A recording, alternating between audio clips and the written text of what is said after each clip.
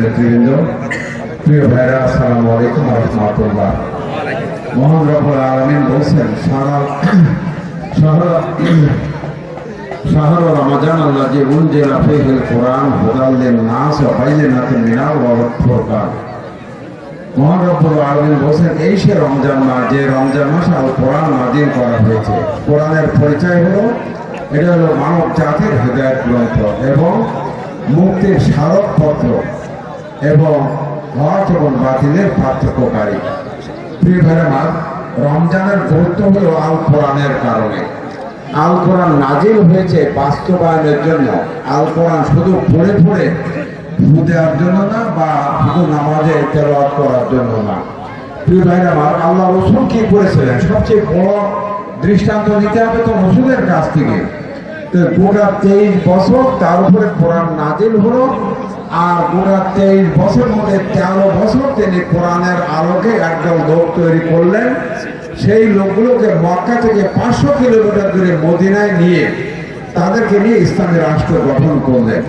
এবং বাকি 10 বছর, 13 আর 10, বাকি 10 বছরে কোরআনের আলোকে একটি দেশ গঠন করলেন, একটি জাতি গঠন করলেন, একটি সমাজ গঠন করলেন, যে জাতির নাম মুসলিম উম্মাহ।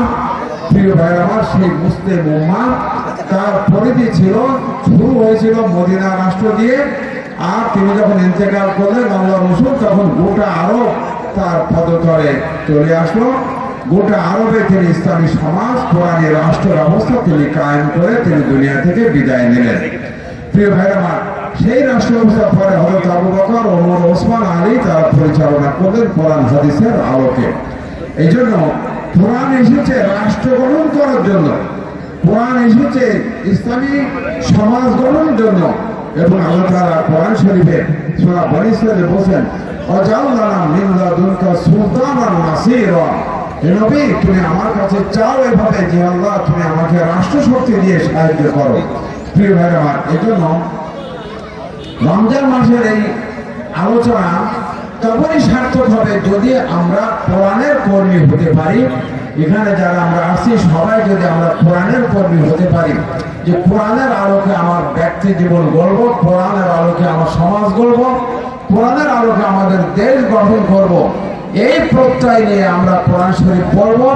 যারা আমরা কোরআন পড়তে পারি না তারা আমরা কোরআন পড়ব, যারা কোরআনের অর্থ জানি না তারা অর্থ জানার চেষ্টা করব, কোরআনের তাফসীর পড়ব, কোরআনের আলোচনা শুনব, এবং কোরআন কায়েমের জন্য আমরা লোকেদের কাছে কোরআনকে জনপ্রিয় করার জন্য দাওয়াতি কাজ করব।